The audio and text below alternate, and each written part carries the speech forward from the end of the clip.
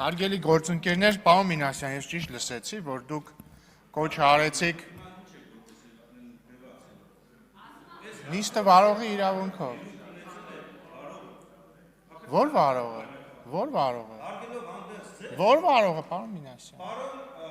Ես չեմ եղել այդ նիստին, ես չգիտեմ դուք ինչ եք ասում։ Ես նիստը վարողի իրավունքով հիմա ելույթ եմ ունենում եւ այս նիստը սկիզբ է առել այսօր առավոտյան ժամը 10-ին։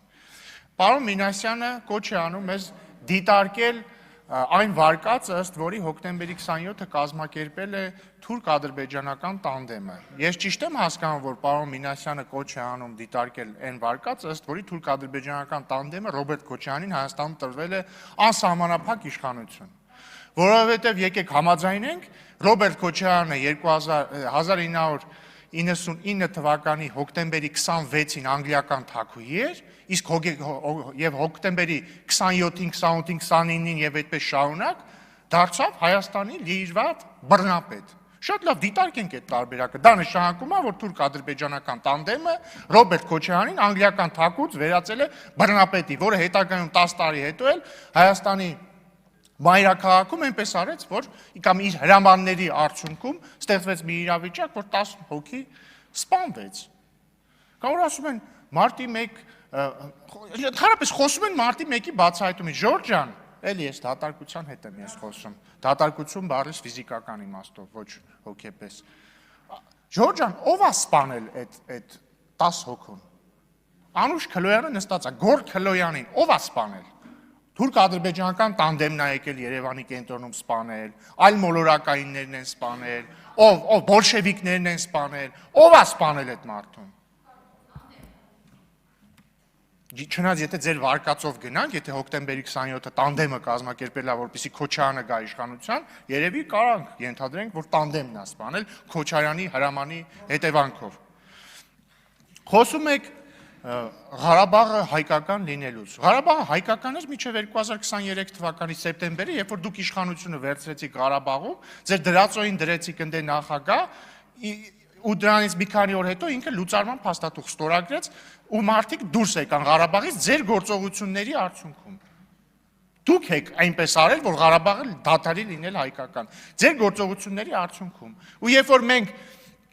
դրան նախորդող տարիներին խոսում էինք հնարավոր լուծումների մասին, ոչ թե ձեր հեքիաթների մասին, այլ հնարավոր լուծումների մասին, այնպես անել, որ մարդիկ մնան այնտեղ, շարունակեն ապրել իրենց հայրենիքում, դուք մեզ անվանում եք դավաճան, թրքասեր, չգիտեմ, ադրբեջանասեր, պարոն Մինասյանը էլ ինչ բնորոշիչներ օգտագործեց են հին դաշնակցական պլաստիկայի համեմատ, էլի, թրքասեր, դավաճաններ, եսի միջեր եւ այլն։ Այդ դուք դա մեզ ասելով եք զբաղված, երբ որ մենք ասում ենք Ժորժ ջան, եկեք իրենց անենք, այս մարդիկ կարողանան շարունակել ապրել Ղարաբաղում։ Դուք ասում եք, չէ, այդ դավաճաններ, ոնց եք հանդգնում չխոսել նրա մասին, որ 7 շրջանները պետք է շարունակեն լինել Լեռնային Ղարաբաղի մաս, որովհետև դա սահմանադրության մաս է Լեռնային Ղարաբաղի։ Կամ ասում եք, այդ դավաճաններ, ոնց ես դուք անկախությունից չեք խոսում Ղարաբաղի։ Արդյունքում ինչ ա եղել, հիմա դուք եկել ստեղ, ձեր դաշնակցական բնավորության համաձայն լացուկոց եք դրել, ասում եք վերադարձի իրավունք, չէ, մենք այլ հարց չենք դնում, վերադարձի իրավունք, այդ ձեր ցավը տամ, այդ մարդիկ ընդեղ էին, վերադարձի կարիք չկար, ինչ եք մենք մեզ դավաճան ասում, երբ որ մենք փորձում ենք նենց անենք, որ այդ մարդիկ մնան այդտեղ։ Դե ես հարցի պատասխանը գիտեմ ինչի, այդ հարցի պատասխանը գրված է 004 շրջաբերականում, գրած է, որ սկզբից պետք է Ղարաբաղում իշխանափոխություն անենք, հետո Հայաստանում իշխանափոխություն անենք, հետո այնպես անենք, որ հավանական սցենարում, երբ որ երաշխավորը որոշի ուղիղ իրեն ենթարկեցնել Ղարաբաղը, Ղարաբաղի եւ Հայաստանի ճակատագիրը որոշվի որպես մեկ ամբողջություն, եւ որ արկա իրավիճակում եւ մեր այս ժամանակներում մեկ-մեկ պետք է լինում ինքնիշխանության մակարդակը նվազեցնել։ Այդ դրա համար էլ այս ամինչը արել եք, դրա համար էլ այս ամինչը անում եք, դրա համար էլ Եռագլուխ կուսակցությամբ միավորվել եք են Կալուգացու հետ, մեկել են Բելարուսամետի հետ եւ ուզում եք երկիրը տանեք ձեր սիրած 004 շրջաբերականի ճանապարհով։ Մենակ ես չեմ հասկանում, ոնց կարող է ձեզ դաշ չլինի, դուք ոնց կարող եք չտեսնեք կամ չնկատեք, որ ասենք այդ երաշխավորը, որը երաշխավորում էր, որը չգիտեմ ինչ պետք է աներ, այդ երաշխավորի աշկերի առաջ մի ամբողջ ժողովուրդ ստիպված եղավ լքել իրենց տները։ Ոնց դուք չեք նկատում ու ոնց չեք գոնե ինչ որ փոփոխություններ մտցնում ձեր դավաճանական 004 շրջաբերականի մեջ, որ գոնե մի քիչ ավելի քիչ դավաճանական լինի։ Չնայած այդ հարցի պատասխանն էլ գիտեմ, բայց դուք ով եք, որ ընդհանրապես փոփոխություն մտցնեք։ Այդ 004 շրջաբերականը դուք չեք գրել, այդ 004 շրջաբերականը գրել ձեզ տվել են։ Կհիշեք այն հայտնի ձայնագրությունը, որտեղ Քոչարյանի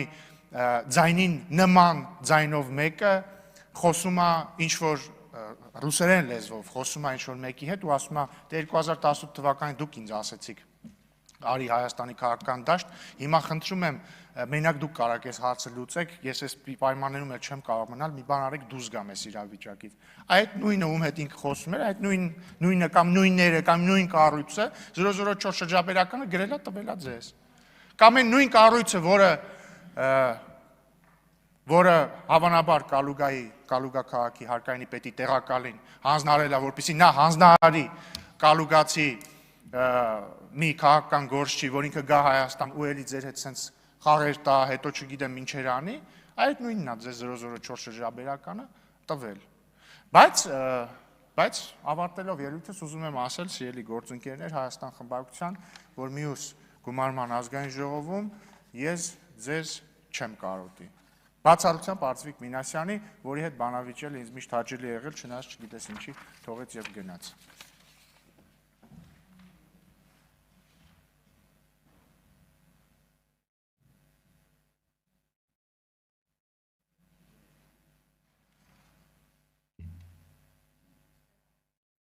Արթուր Հովհաննիսյանը հանեց ելույթը։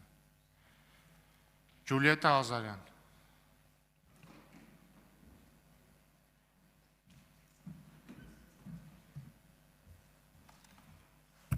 Տիկին գլխավոր դատախազ, հարգելի